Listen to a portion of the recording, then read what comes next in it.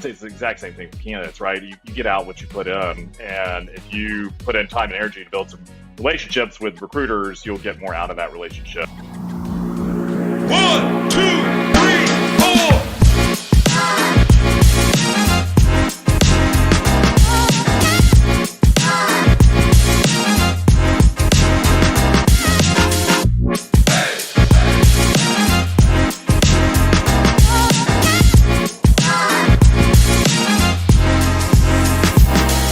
Today I have somebody who I am really looking forward to introducing you to. His name is Michael Butler, and he is important to me as he's an incredible recruiter, but also helped me within my own career journey. And so today we're going to get to hear a little bit of the behind the scenes of what it's like to be an executive recruiter in today's landscape. And we're going to talk about all the ways that you can make great inroads and relationships with recruiters, which is a very smart play if you're looking to be advancing in your medical sales career. So today, thank you so much for joining me, Michael. It's so nice to have you here behind the scenes. So I'm so glad you could join us. Tell us a little bit about who you are and what you do. Absolutely. Thank you, Claire. Really nice to join you. I know we chat often, and I think we're both on. I think we both have a LinkedIn addiction, so we cross paths on that platform daily. So really excited to join you. But yeah, so I'm Chief Growth Officer at Kester Search Group. We're a boutique medical recruiting firm. We focus on commercial positions, sales and marketing roles across the U.S., servicing the medical industry. So our clients typically manufacture a product or provide a service into the medical community. So we've got a team. We're up to 17 people now. So we've got a team of 17 based here in the Carolinas and have a presence across the U.S. So and I've personally been in recruiting since 2004. So I've been doing it a long time. Started off medical sales recruiting actually back in 2004. So essentially been in the space for most of my career, going on 18 years now. So, but really excited to join you and see where this takes us. So thanks again for having me. Yeah, I'm so glad to have you here. So, okay, so 2004 is when you had your entry into recruiting. What were you doing before you were in recruiting? And did you think that recruiting would be the path that you would take? Yeah, I was, so I graduated from Clemson University, go Tigers, in 2002, and started off actually in banking. I was a mortgage banker with Bank of America, had an econ degree, got into the banking industry, enjoyed it at first, but found I didn't enjoy all the paperwork. And my colleagues here at the Search Group would laugh when they hear that because they all know I'm terrible at paperwork.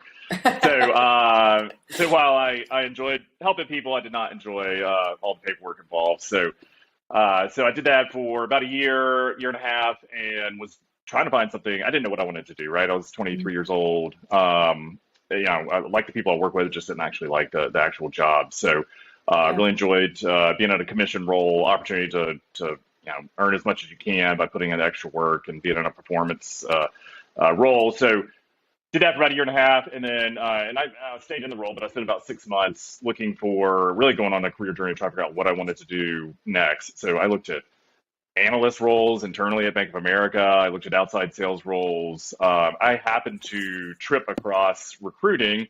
Someone randomly called me about a job. It was a recruiter called me about a job, and whatever it was, I don't remember what it was, but yeah, I wasn't interested, wasn't a fit. And he started talking about my career, and he was like, "Hey, I'm actually have a friend that owns a medical sales recruiting firm. He's looking to hire some folks. Would you be interested in talking to him?" And so I didn't even know recruiters existed Yeah. Like literally just didn't even know it was an industry. So, Sure. interviewed with a large national medical sales recruiting firm.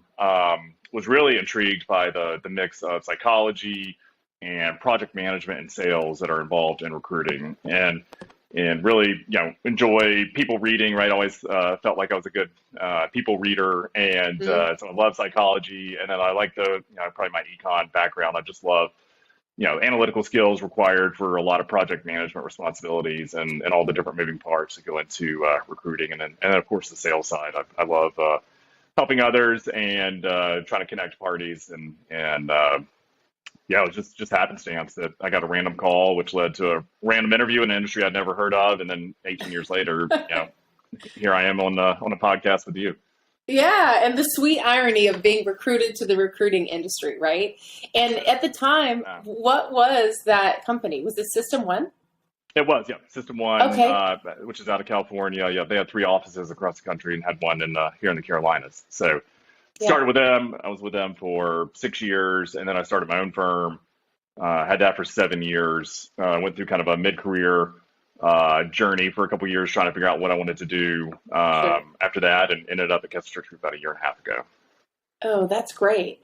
Okay, so let me ask you this. What drew you or kept you in the medical sales recruiting, the executive level of that? Really, right? It's about impacting lives. So what's really cool Hmm. about what we do is we're not only impacting lives and people's careers and also people's teams, but ultimately the product they're selling, right? And so if we can make a small difference in the field of cancer oncology, that's just really rewarding. And so that's, I think, Yeah. what's kept me in it is just feeling like I'm part of something bigger and making a very small difference in people's lives. So it's been, that piece is critical. And then also just getting to learn, right, about all the different technologies and science and different disciplines. It's just a lot of fun because medicine's always changing. And so we'll pick up a client once a month. We pick up a client and we're like deep diving on what they do and trying to learn, that may be like similar to some of our other clients, but they're, on the fringe of that tight niche where we operate. And so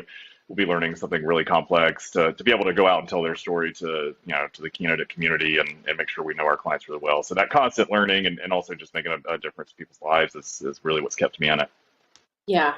Yeah, I believe it. And you know what? I remember back when I was looking for work myself and working with different recruiters, there is a stark difference between working with a recruiter who is somewhat familiar with the role in the company and then coming to an outfit like yours who deep dive on those products. Because, tell me what it's like when you get a new contract and you start automatically thinking of the people in your Rolodex, your potential clients, and who would be a great fit based on what kind of technology you're introducing? Oh yeah, absolutely. So, Yeah. I mean, one thing I would say is we look for partnerships with our clients, right? We're not a transactional recruiting firm. So if we have a potential client that's just looking for resumes from us and not an actual Hmm. partnership where we're collaborating on a search, we're just not the right fit for someone like that. So Yeah. there's plenty of recruiters that are really good at that and make a really good living doing that. But we're in it to be really strong business partners with our clients. And so with that, we do a deep dive on every new client we take on, and we want to be an extension of their team. So we're never going Yeah. to know their products as well as they do, but we want to know enough to be dangerous and to get on the phone with a candidate and help them understand, like, well, how is this company different? How are their products different? Where do they fit in the marketplace? And how do they differentiate themselves from their competitors? And even when we present an opportunity, we always start big picture, like, hey, here's what the industry is, here's where they fit into the industry, and then we kind of narrow it down, kind of like an upside down pyramid. We start big and then get more focused on that particular role. So that's a big part of what we do. And then yeah, absolutely, when we get a new search, we typically have, I mean, names will just start popping in your head right away. Hmm. If I pick up a search in Chicago, Illinois, and looking for a very specific background, there's we often have a Rolodex of contacts already that are popping in your head, and you think, oh, I talked to Jim 6 years ago. Yeah. He'd be perfect for this. I need to call Jim, and so that happens all the time. You know what blows my mind about that is there are well-known studies specifically by this researcher named Dunbar, and Dunbar's principle is that you can really only intimately know roughly 150 people at a time. Like our brain can only really absorb that much information and personal detail. Right. Unless you're a recruiter. Honest to God, I will never forget. We would be out to dinner, and for anyone who doesn't know my background, I was helping my family in their pharmaceutical recruiting business eons ago, and I remember so clearly that they would get a specialized search, and people would come to their mind as perfect fit candidates who, like you said, you hadn't talked to in months and years. But you develop that kind of relationship with people that you really do know them, and the kind of relationship with your hiring teams. So you really do know who they're looking for, because it's not just, is this person a great candidate and do they get results? It's, are they a good fit for this specific opportunity? So I really appreciate that. I think that it's a mark of a really solid recruiting firm, and one that places probably people in really great right fit jobs. So yeah. I think I would add to that, Claire, that I think that's one of the indicators of success in recruiting is the ability to recall that information, right? So some of our newer team members, I think they think I'm crazy sometimes, right? Because they'll come in my office and I'll say, well, I have a search in Dallas, and I'll say, oh, you know what, you should call Betsy in Dallas. I talked to her in 2012. She interviewed really well for this one opportunity, and she's got a dog and 2 cats, and and she loves to go on her boat on the weekends, and then they're just like, well, you're crazy. So we have a database, right, where we keep up with stuff, but like a lot of it's just going to be very deep in your brain, and you got to be able to pull that out. Yeah. Well, and I think that goes a long way in saying it's important to, as a candidate, right? If you're an executive level candidate and you want to really use recruiters and recruiting firms in the right way, you've got to develop that relationship. So can you tell us a little bit more about, what are some best ways that people can make and increase the, frequency with chatting with you, or is it a way that they can build rapport, or the right way to connect and follow up with you? How should people go about that so they can really allow you to get to know them as well as they can get to know you? Yeah, it's a great question. So it's funny, we were talking as a team about this the other day, that if you treat a conversation transactionally, you're going to get out transactional results, right? And if you're going to build a human bond and connection with someone, then you're going to get more out of that conversation. And so, we were encouraging our team members, just make sure you're developing those relationships, building that bond, that connection, because ultimately that person, A, is more likely to follow you on this journey into a potential new job opportunity, but B, they're also more likely just to communicate with you and share their real feelings, and maybe not ghost you, right, for an interview. If they decided they didn't want to pursue it, they're going to take the time, pick up the phone and call you and let you know, hey, Claire, like, I've decided not to pursue this. So I'd say it's the exact same thing for candidates, right? You get out what you put in, and if you put in time and energy to build some relationships with recruiters, you'll remember you. Even if this search, don't look at it as like, hey, they're calling me about this one job, and treat it transactionally, like, am I interested, am I not? Like, hey, let me build a relationship with this recruiter and get to know them a little bit, so that the next time they have a great job here in New York City, they're going to call me because I took the time to talk to them, open up to them, share them where I'm headed on my career path, and that way I'm top of mind next time something comes up. So, but likewise for recruiters need to be doing that, and candidates need to be doing that. And we don't all have time for a 90-minute conversation, right? And we don't necessarily want to, we can't necessarily spend that much time. We're all busy, right? But you can take time to let your guard down a little bit and actually build a relationship with another human being. Yes, recruiters are people too, right? Let's just say. Oh yeah. And it's that human-to-human relationship which really forges the bond and then builds the trust, so that when that right thing comes up, you feel comfortable throwing your weight behind a certain candidate because you've built that level of trust. So can we give people a few maybe specific things or specific ways that they can follow up with you, or, what are some things they should be asking a recruiter when they're on that call and say, you've got a quick 5 minutes to fit them in? What's that conversation looking like for someone you already know, right? Someone who's already on your Rolodex, but wanting to check in and just nurture the connection.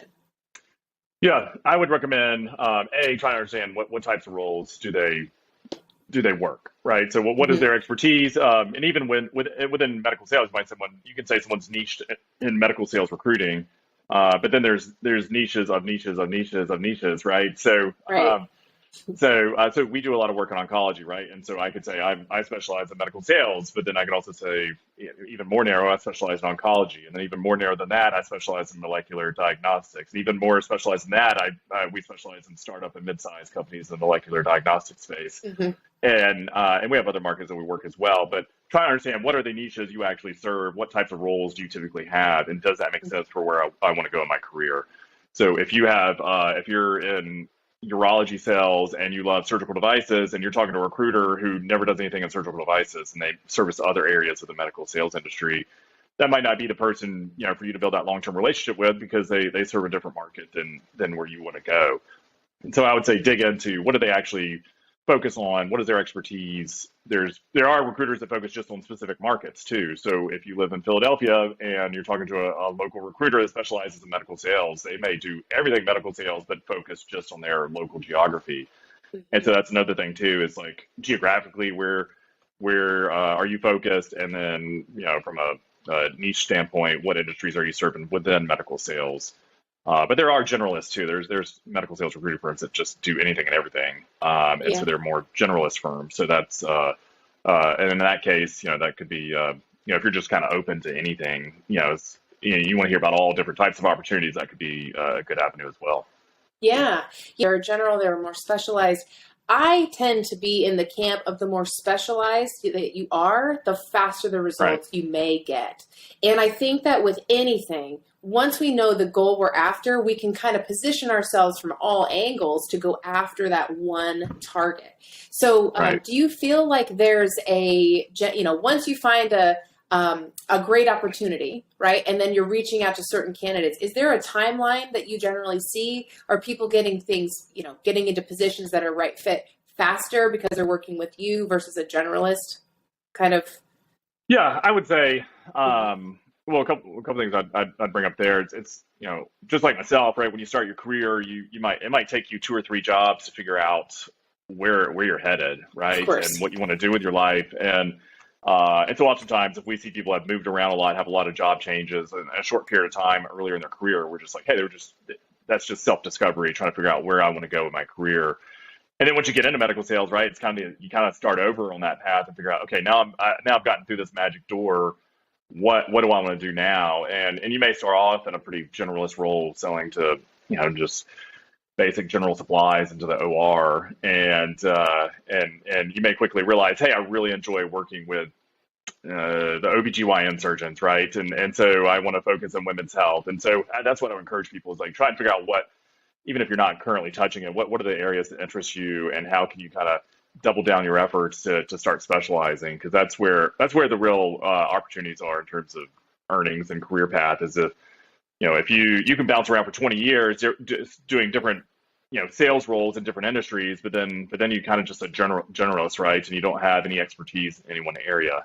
And so to create value for yourself and for others, and to take your career on the right path, I think specializing, as you said, is absolutely the right thing to do in most scenarios. Mm-hmm. And I see it. I see it both ways. I see folks who get in and they enjoy that specific specialty and they ride that to the heights of their career. And then I see folks who get into a specific specialty, do it for 25 years, and then say, I've been in women's diagnostics oncology for a while. I think I'm interested in this other arena. Are there certain things about them that kind of tip you off that they are going to have an easier time with making inroads or getting the next opportunity? Are there certain things that you see that say to you, okay, this person is not only going to listen to my advice, but they're going to take it and run with it? And what does that candidate kind of look like? Yeah, it's interesting you say that. So we make a lot of assumptions, right, based on someone's resume and their career path. Oftentimes it's only information in front of us to go off of, right? So it's and we had a scenario this morning where a candidate backed out of an interview last minute, and I was like, well, of course they did. They've been doing the same job at the same company for 10 straight years, and I'm not surprised, right? Because that's very typical that may be just a very conservative mindset, and they didn't really have a lot of pain in terms of why they would leave their current opportunity. They were, someone we approached, and so you can take like those types of assumptions and apply them to all types of candidates, right? And so so if someone's been in a particular industry and done very similar roles for 25 straight years and they're looking to pivot, that actually can add a lot of value sometimes to other organizations if they want like a fresh line of thinking in their leadership team. And they have all industry veterans in their management team, and they just want an outsider's perspective. That does happen all the time. So so that is where it can be great. And then a lot of times what we find is people may make that pivot and then they run back to safety. They run back to what they know, right? So they may go to if they've been specializing in oncology for 25 years, and then they go and try something in the urology space. If it doesn't go well, they often will, they flee back to safety, to what they know. So we do see that a lot as well. So it certainly can be done, and a lot of companies will value that, kind of unique perspective. And we see it a lot where people are like, hey, I just need something new. I want to learn a new discipline, a new science. And so the main thing is like, are they open-minded? Are they a learner? Are they, constantly trying to improve? Do they want to actually put in the time and energy and effort to try and become an expert in this new field, when they've been working for 30 straight years, developing expertise in another sector? I'm so glad to hear you say that, I think a lot of people feel that once they make that jump, that, oh no, I'm stuck. Like I completely derailed. But it's really encouraging to hear that companies are looking favorably on that in some cases, because you do bring that additional perspective. When we've done anything for 20, 30 years, it pays to have a little bit of a, fresh take on it so that we can really move it forward and not get stuck. So I'm glad to hear that that's becoming more of the norm. Yeah. Oh, absolutely. Yeah. Absolutely. So I would love to hear your perspective on the market, to just change gears a little bit. Yeah. So the market in general, of course, right now is a confusing place. Some industries are hemorrhaging people, a lot of tech, a lot of these large Fortune 100 companies. Where do you see medical sales in that? Because what's confusing, I think, to most is while we're getting that message, we're also getting the message of it's one of the lowest unemployment rates in, a very long time.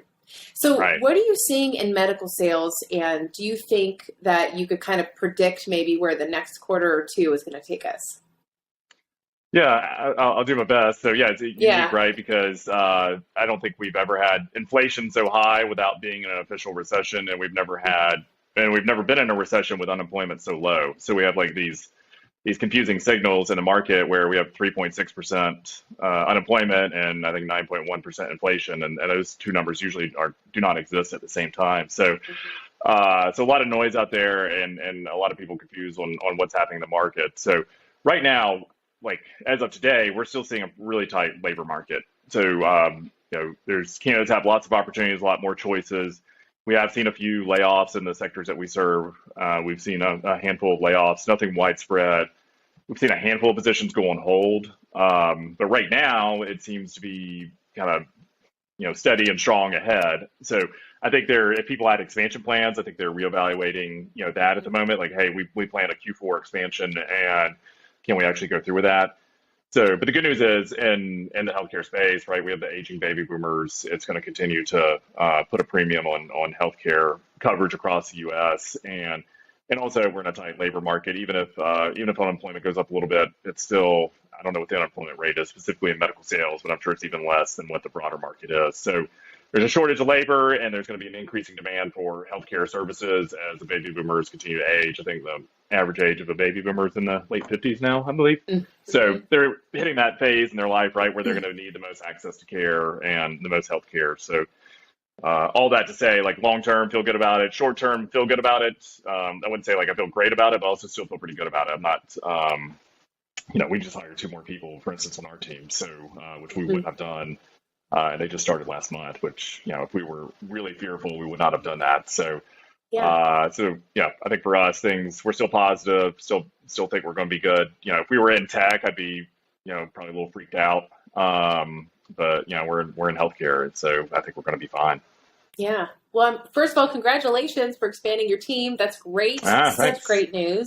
And speaking of your team, for those that are listening today who are looking for a partner like you, where can they reach you? What's the best way? Yeah, absolutely. So, and one thing I'll add to that, so we do a lot of work in oncology, we do a lot of work in med tech, and we also do a lot of work in the dental industry. So So those are the three markets that we serve. And we have clients that are outside of that, but that's where we spend a lot of our time focusing in terms of prospecting for new clients. So my recommendation, of course, would be LinkedIn. If you're on LinkedIn, please, give me a follow on LinkedIn and shoot me a message to introduce yourself. You can also go to our website at kestersearch.com and track down myself and any of our team members to reach out about opportunities. We routinely have jobs that we post on there, and you can follow our company LinkedIn page. We post all of our jobs typically on our feed there. So you can go to Kester Search Group on LinkedIn and follow our company page and any one of our team members as well. Michael, it's always a pleasure chatting with you. I'm so glad we made this podcast happen. Thank you so much, and thank you everybody for tuning in today. Thank you for those who are watching, and be sure to connect with Michael and Kester Search over on LinkedIn. We'll see you next time.